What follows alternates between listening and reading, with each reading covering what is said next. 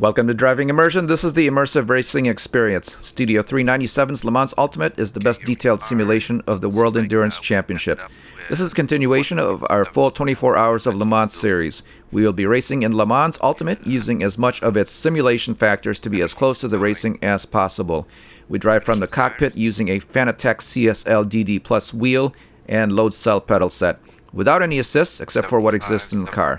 There are collisions and damage, tire wear, and fuel use, including virtual energy. There's plenty of racing to come, and the conclusion is still up in the air. Click on subscribe now so that you don't miss out on any of it. We joined the race once again back into the pits, and this is in preparation for our 11th stint of the race. It is now 12:04 a.m. midnight, and it is 63 degrees outside. Track temperature, we'll be able to see that later on. So here we are. We've got 75% and 78% on the front tires, and this is after only one stint, so not too bad. We should be able to squeeze 3, maybe 4 stints out of this set of soft tires. So no changes here, and we did increase the air pressure a little bit on the front left, and hoping that that will reduce the wear down by maybe 3% to equal the right side. Repairs available. No repairs available again, and we're just going to refuel with our fuel and virtual energy, and that is going to take only 39 seconds. Okay, so just since we're not taking on anything else. Put in about 0.6 pounds of air in the left front, just because it is wearing out a little bit faster.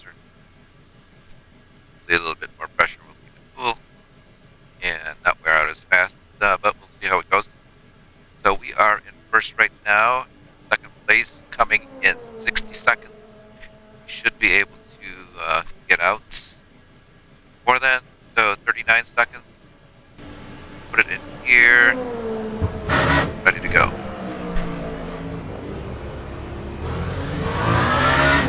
That was meeting in the pit lane this time.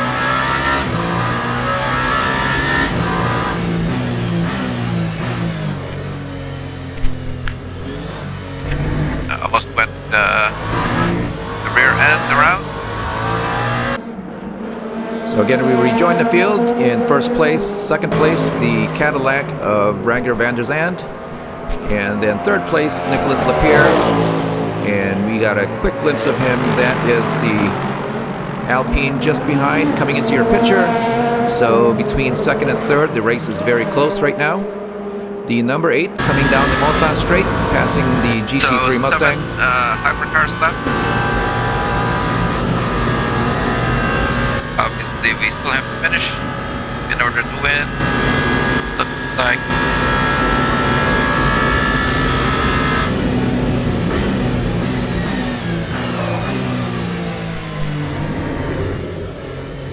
Not too great that time around.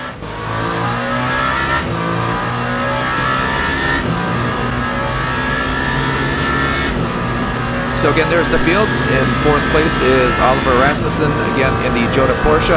So basically all of the fast cars are gone, which is a shame.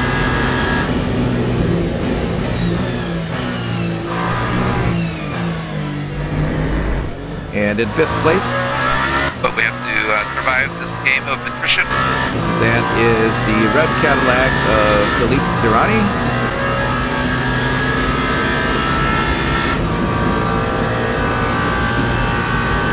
Very dark now down the Mulsanne straight, approaching the Mulsanne corner. There is a car up ahead, but it's definitely a clear track for the number 8.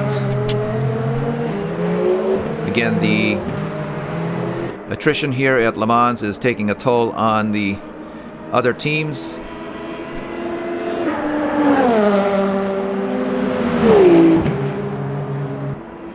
But it's definitely leaving a clear track for the rest of the cars that are currently racing.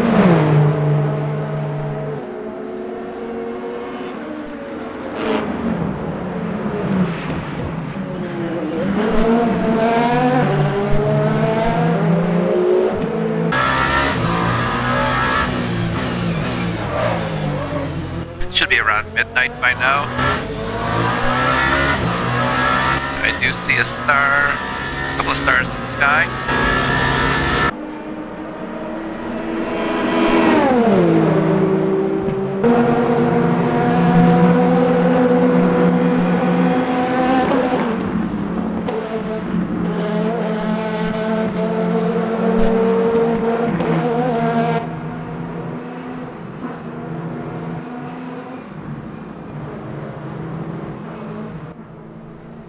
And as we're circling the track, let's have a look at the retirements already. And this is in the reverse order in which they retired. There's Rasmussen in the gold Porsche Jota, the number 50 of Antonio Fuoco, number 5 Penske Porsche of Matt Campbell. And this is the number 99 Proton Porsche of Neil Johnny. The number 6 Penske Porsche of Kevin Estra. And then the BMW of Sheldon Vanderland.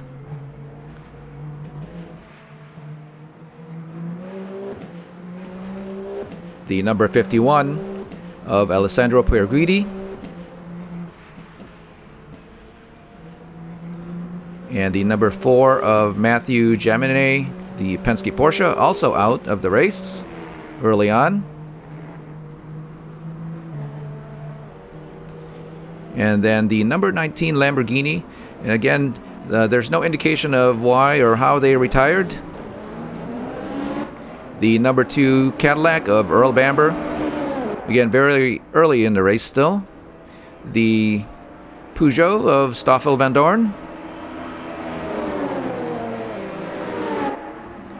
The other Peugeot of Nico Mueller, also retired. And I believe our teammate went out on lap 7. Next is the BMW of Dries Venter, and then the Jota Porsche of Will Stevens, the number 21. Also the number 63 Lamborghini, also retired. And finally, the number 83 Ferrari of Robert Kubica, and this was on lap 2, a spin before the Dunlap curves, and never recovered from that. So those are the retirements for the race so far in the hyperclass field.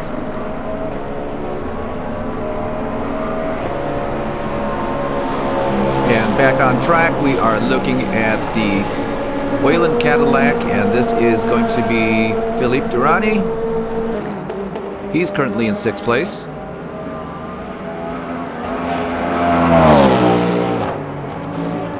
And this is in the Porsche S's as he exits onto the Ford curves.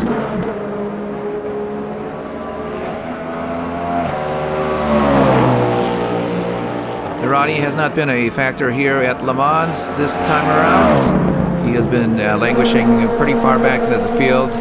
And at this point, he is nearly a lap down. The car behind him is going to be the Sota, and that car is a lap down. But we are looking at the number 35 Alpine. Oh, this is the car that's behind Durrani. And I believe the race here is about 22 seconds between them.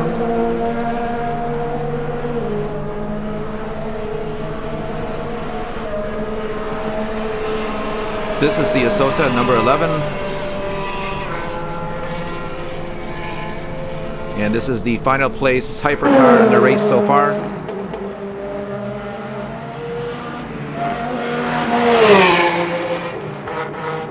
Also a non-factor here at Le Mans, but right now he is lapping, and it's very possible the way things are going, he may be able to gain a podium position. But back to the number 8 as we come around to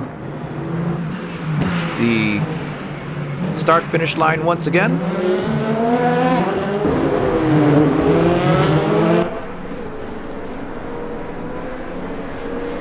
And we got a quick look there at the number 3 Cadillac. I believe he was a little off course. Couldn't quite tell if he did hit the barrier, but he was definitely 2 wheels on the grass.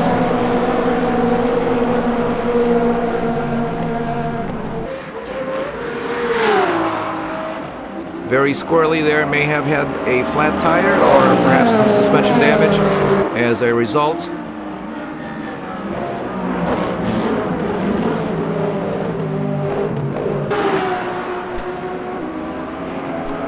So right now, Lapierre in the other Alpine, now 5 or 6 seconds ahead. Let's see if... Oh, he is coming into the pits.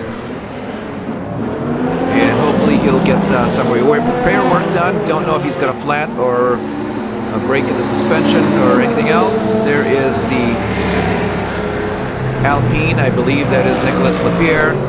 One of the LMP2s coming in. I believe that is the United Autosport. And again, this is Renger van der Zandt in the number 3 Cadillac. He did hit the barrier, probably came in right away to get some repairs. Seeing that the Alpine is also in, they may be in the same pit strategy, unless both of them hit the wall and are in for some repair as well.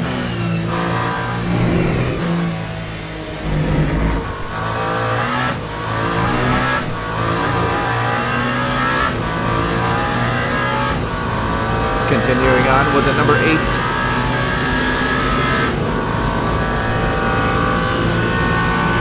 It sure is dark out here, and there are no cars in sight at this point, in front or behind.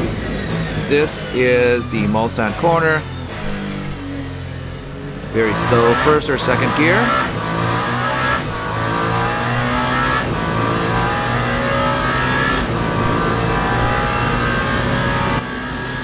Lapierre and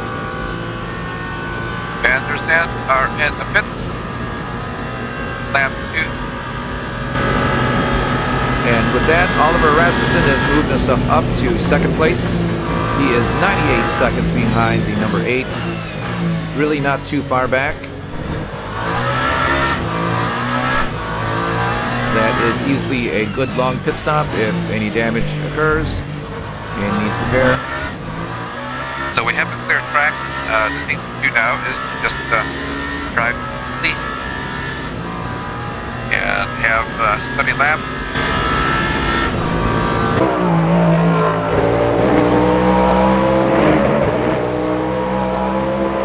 Back on board with the number 3 Cadillac. It looks like the Alpine is also out of the pits, but this time around the Alpine is behind the Cadillac.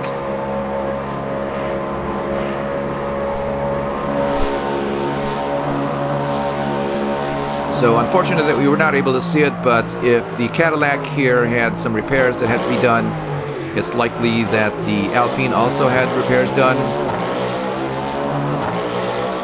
as that time difference would have switched the roles around here, and the Alpine would be ahead of the Cadillac at this point.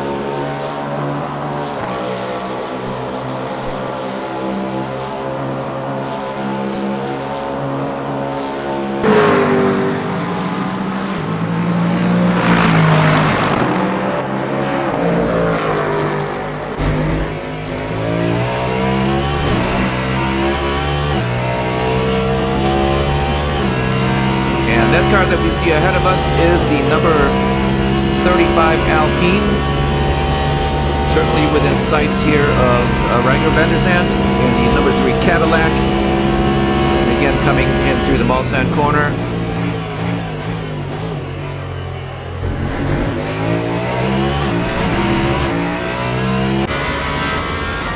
And you can see that Alpine just zip away. Looking back now from the number 35, that second set of headlights is going to be the Cadillac that we were just riding with. And this is in the back straight as we approach Indianapolis. So in just a second, very quick left and a very slow right.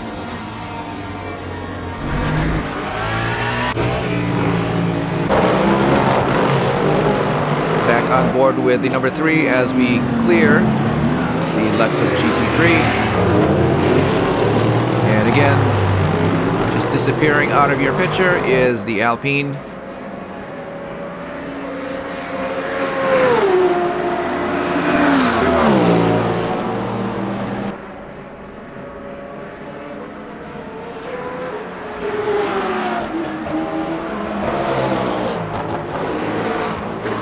Well, as we look at the standings, it looks like the Alpine up there is not the number 35. That is the number 36 of Nicolas Lapierre. So the whole story changes, and it looks like the Alpine, when he came out of the pits, came out ahead of the number 3 Cadillac. And what are we watching here? We're watching the Cadillac of Philippe Durrani and very quiet and very slow as he comes to a halt. And this is also in the Porsche S's. And it looks like he ran out of fuel, did not make it back to the pits. If you look back at the number 3 Cadillac as well as the Alpine, that may have been the pit window to come in, and the Cadillac did not come in.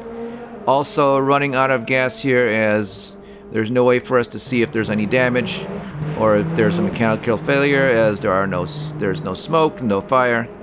So Philippe Durrani out of the Le Mans 24.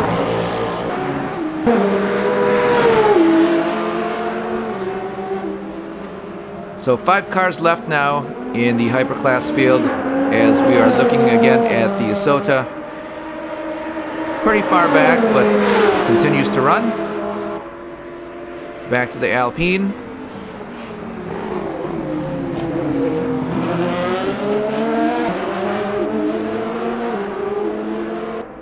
And this is the number 35. Again, a ways back from the number 3 Cadillac.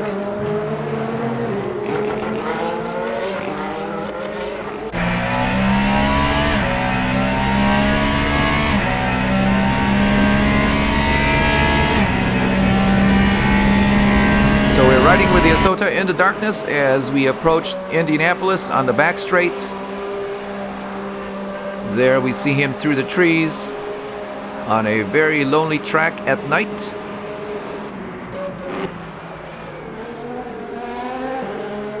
Very slow Indianapolis here to the left.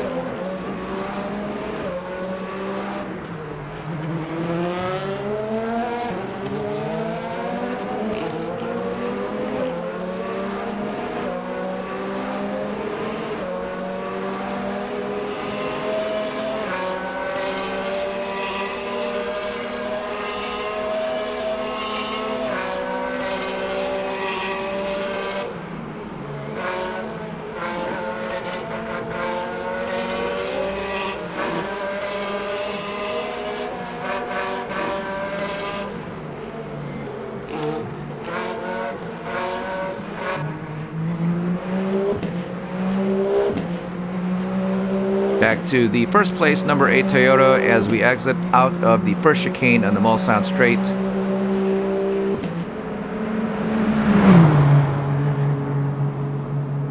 Second place, Nicolas Lapierre, 132 seconds back. And it is just over 2 minutes.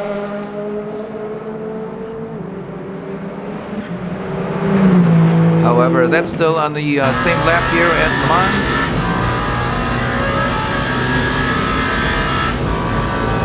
So now the 4th lap completed in this stint. And you can see there that we have 7.9% of our virtual energy used up on the last lap. We have 63% left. And we did set our fuel savings to 1 lap, which is all that you could do here at Le Mans since the lap is so long. We have not been able to stretch any of the stints past 12 laps. There are some instances where we have extra fuel and extra virtual energy, but that surplus is not enough to get another lap in. So perhaps there's work to be done on the fuel savings here at Le Mans Ultimate. And it may be or may not be particular only to the Toyota. It's very possible that the other cars have the same issue. Again, the other hypercars like the Porsche, for example, have a different use of the electric boost or electric energy, as the Toyota and the Ferrari do, including the Peugeot.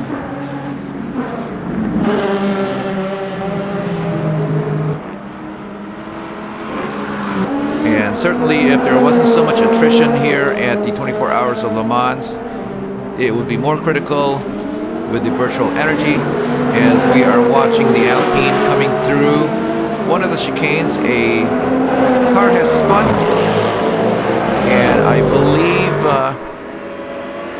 no, that was just an LMP2, but now we are looking at the number 3 Cadillac.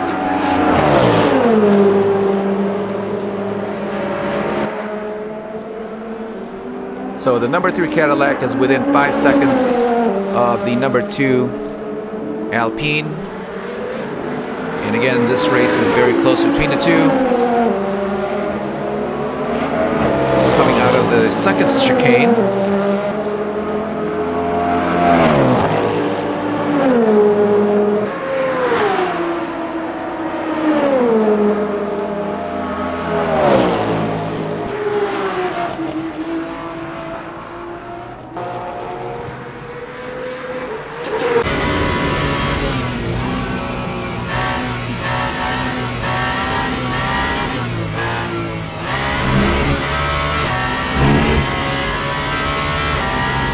On board with the number 35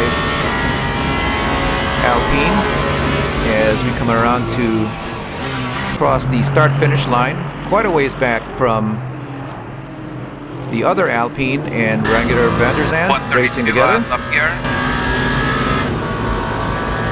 Looks like he is still racing with the Cadillac.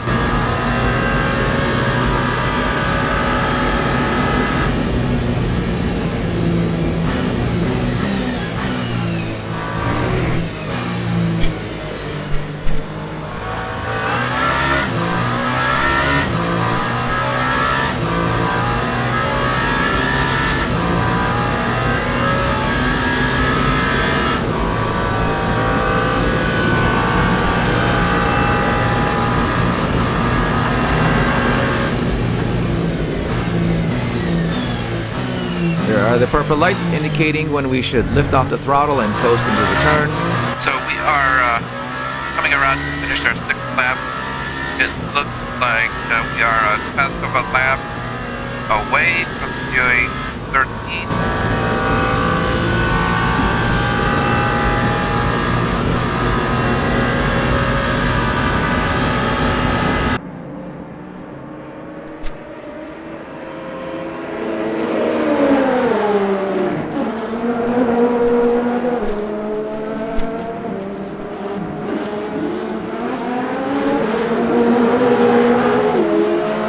And we are watching the number 36 of Nicolas Lapierre.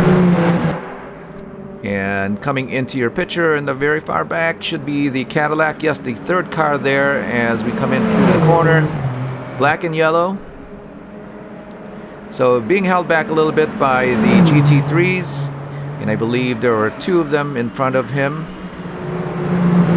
Back to the number 8 as we continue to circle here at the 24 Hours of Le Mans.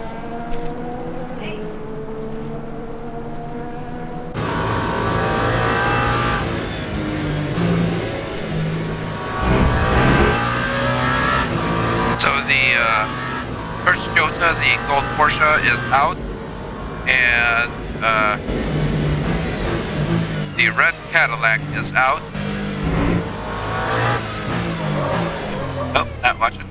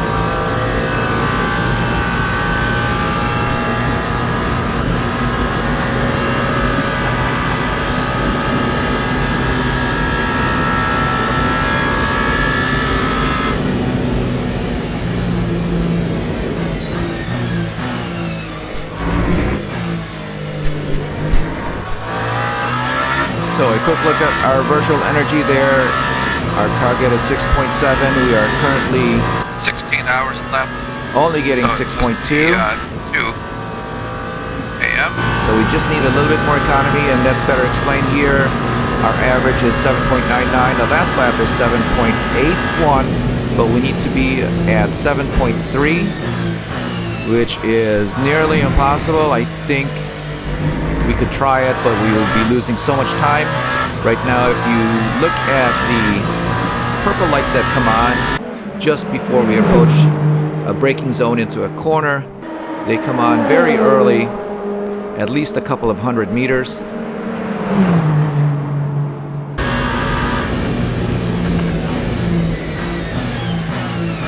And in some cases, in some corners, they don't come on at all now. The red triangles indicate that we are not on track to save fuel in order to make our target. Okay, so we are not going to get to 13. Again, that would be 13 laps, and right now we've only been able to do 12. So there we got to see the purple lights once again, and as soon as they filled up the LED array, we let off the throttle and coasted into the corner.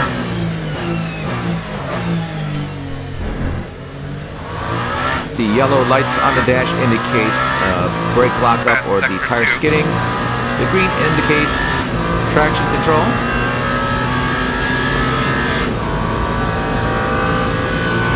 Wonder if those guys are just running out of fuel.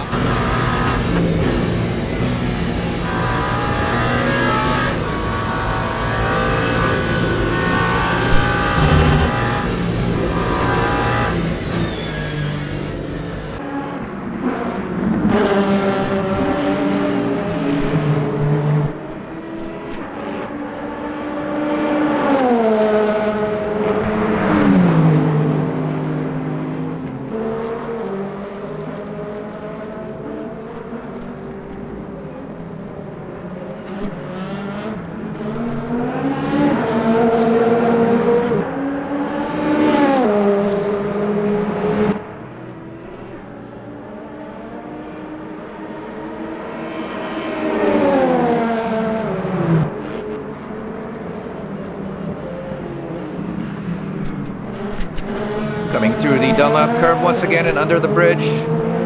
Still a lot of racing, still a lot of laps to go here in the dark. But right now we have a handy lead in first place in the number 8.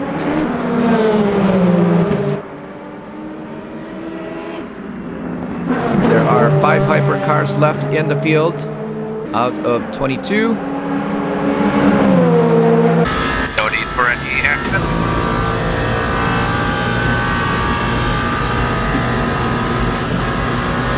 The attrition has been very high and unexplained. Time remaining 16 hours.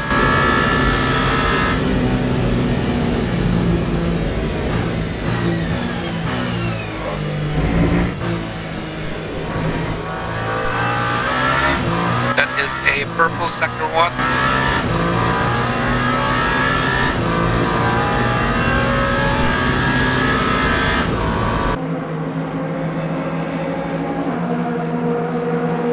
So 16 hours left in the race. We've done 8 already into our 11th stint. And I believe there's at least going to be 4 or 5, maybe even 6 stints left in the dark here. And it's going to be a matter of maintaining the car and keeping a reasonable speed. Because we do have a handy lead, we may not have to conserve energy as much as we had planned to do.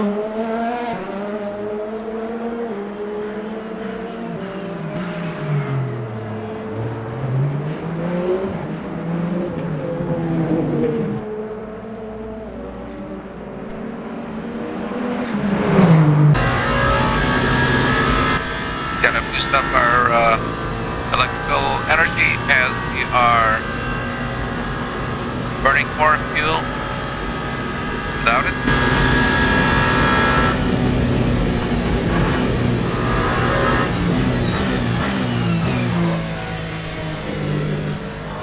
So at this point we notice that we have a lot of electrical energy stored in the batteries. You can look at it on the upper right of the steering wheel, 51%.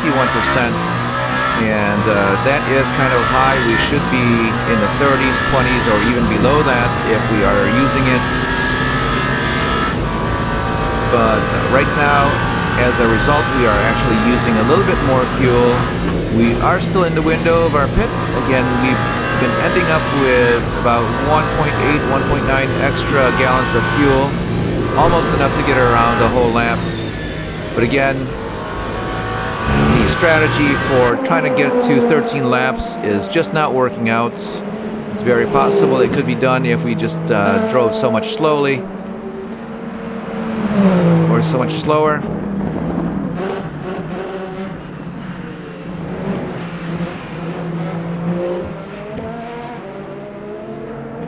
But again, there's not a lot of cars to race with here, so we can just keep going. And if we do have to make extra pit stops, we are quite ahead of the number 2 and even number 3 cars on track.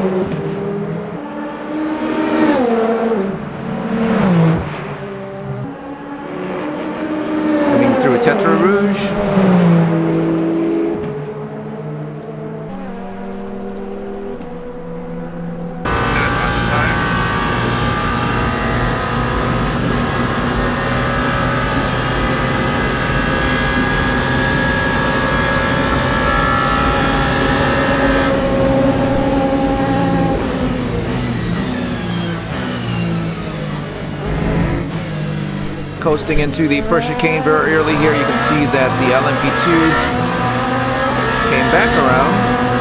And again, that is kind of one of the drawbacks of having to coast.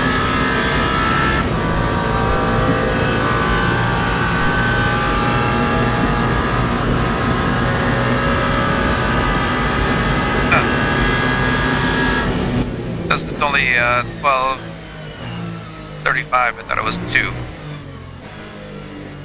Based on the amount of time, 8 hours.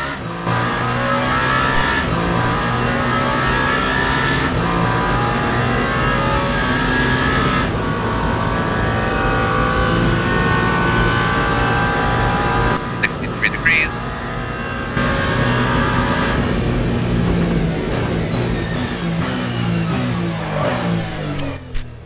So also available in our HUD is the temperatures. So right now, 0 penalty conserve.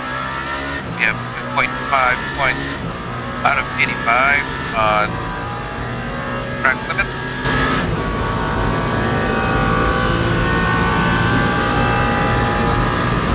Track temperature is 58.3.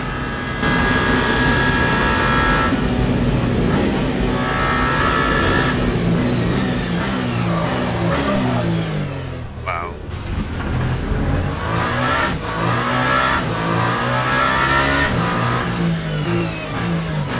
A brief slide into the gravel at Indianapolis.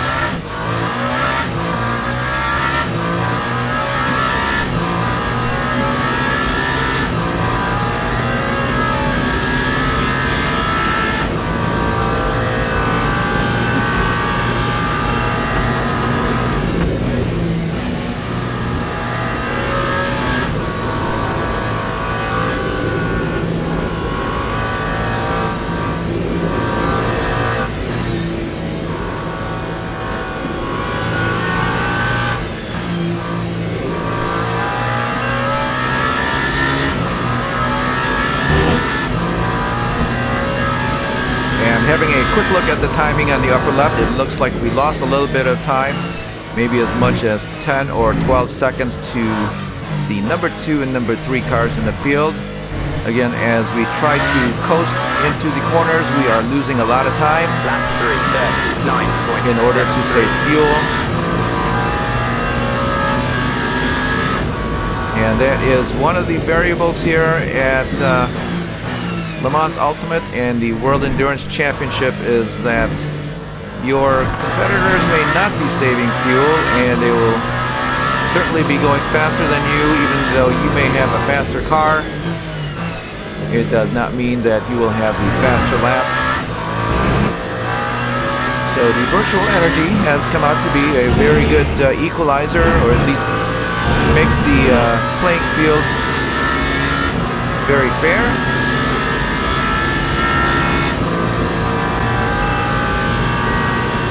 In the World Endurance Championship, are putting on a lot of heat.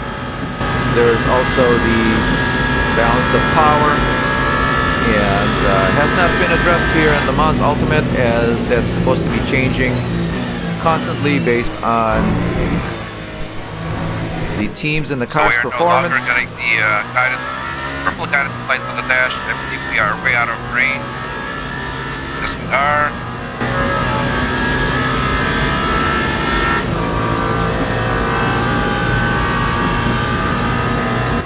Need about a half lap worth of virtual energy.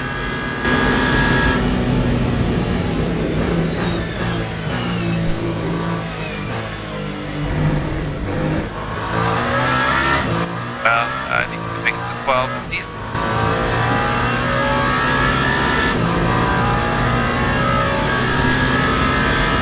So we'll keep going and just keep taking time. Yes, unfortunately, a half lap of virtual energy is not good enough.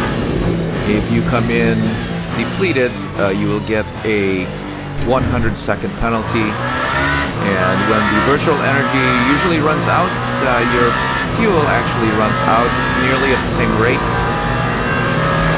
So what happens is that you will come in and recharge your virtual energy. However, you cannot refuel at that stop. You have to come back around. And here at Le Mans, because the lap is so long, you will run out of fuel as you come back around. So you have to maintain your virtual energy here at the Circuit de la Sarthe as if it was your fuel. And we've seen throughout the field here at this race the consequence of running out of fuel. And it has eliminated many of our competitors so far. Another purple sector 2.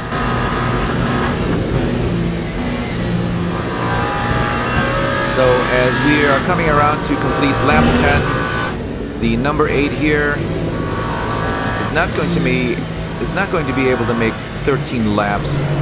So we are just trying to make a good competitive circle around here.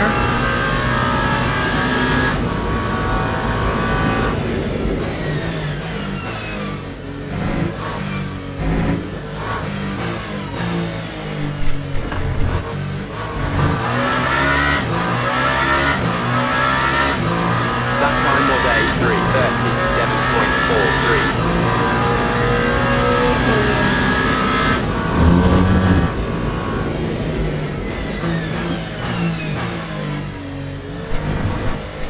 Coming in under the Dunlap Bridge once again, we have completed 10 laps of this stint.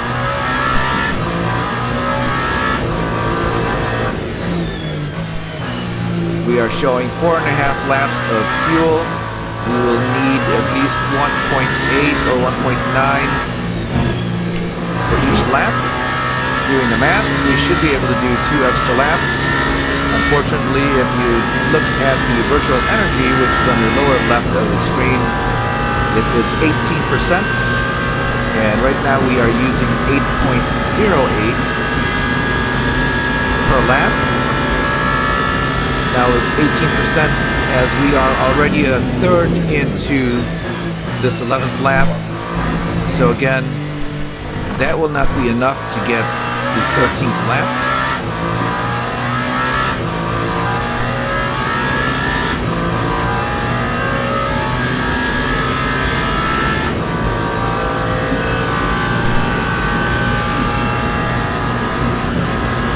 As it turns out, usually the last 2 laps of the stint, we end up just going for it with whatever we've saved so far.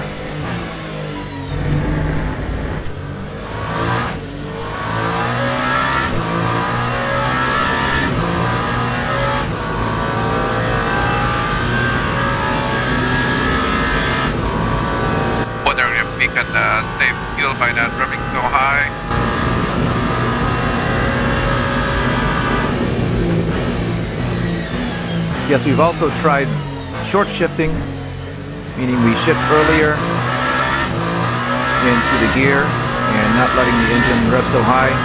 Doesn't do too much as far as saving fuel.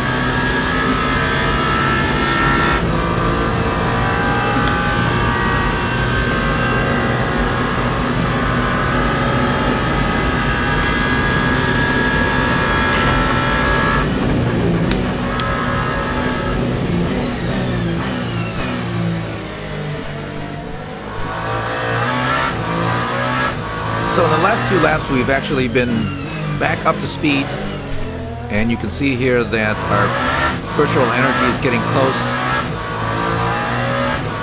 and it's getting depleted. At one point, we were about a half a lap in or ahead.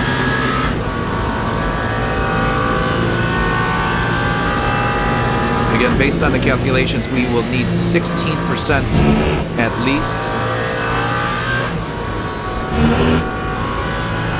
And that is using 8% on each lap.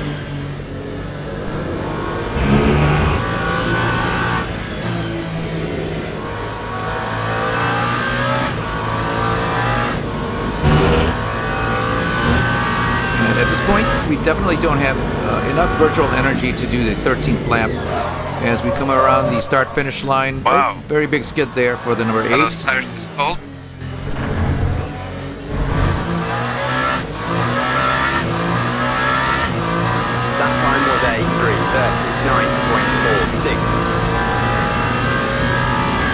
So as we cross the start-finish line, you can see here that the pit crew had given us the signal to come in. Signal from the pits to come in. I believe this is the Isota just here ahead of us. And we are racing with him, although he is 1 lap down.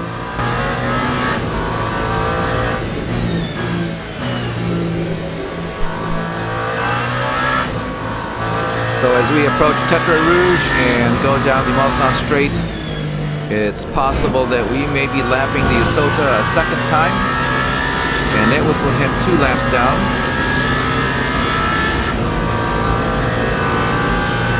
Keep in mind that it's only momentarily as we are coming into the pits at the end of this lap, and you should be able to regain that. That is not the Isota, that is the United Autosports LMP2.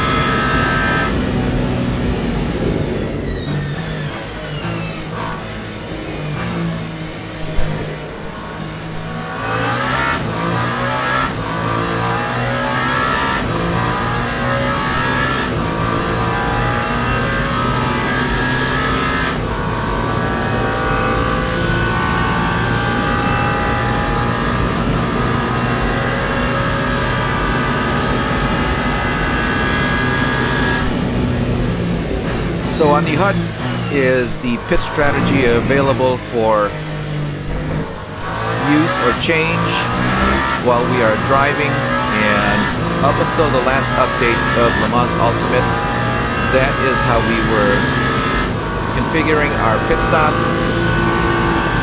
Here at Le Mans, as we have a few long straights, it's certainly possible to do so on the HUD, but on the other tracks throughout the season with fewer long straights, it's very nearly impossible to make your pit strategy, especially choosing tires. So it's good that we're able to do that while we're in the pits. I don't think we ever got below 8. This whole stint, 8 per lap, and we do have enough to get pits. Again, we had the signal to come in at the end of this lap, and that is the going in at this time. green wrench indicator at the top of your screen.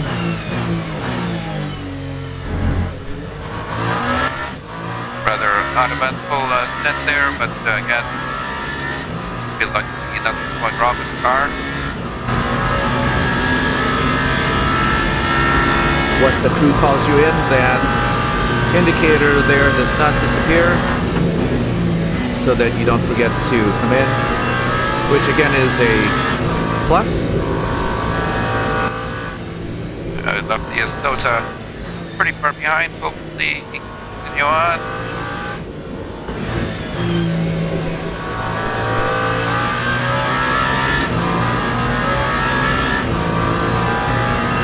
So exiting the Porsche S's, we come into the pits now.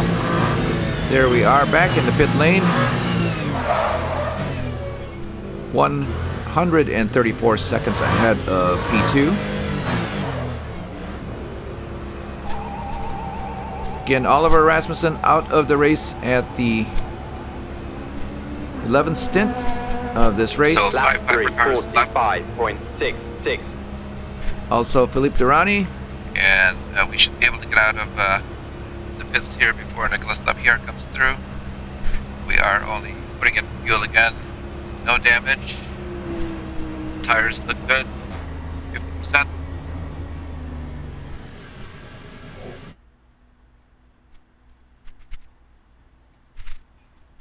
And those are our tires right there, 50% and 58 for the front right. Okay, so almost a gallon of fuel. And 0.9 gallons of fuel. So we did use up our fuel and we did use up our virtual energy. We have 4% left.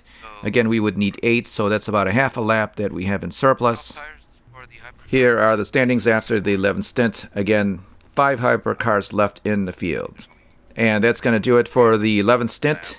We thank you for watching this race at Driving Immersion. And remember, for more exciting racing ahead, give us a like and click on subscribe or follow so that you don't miss out on the next race event. We'll see you next time.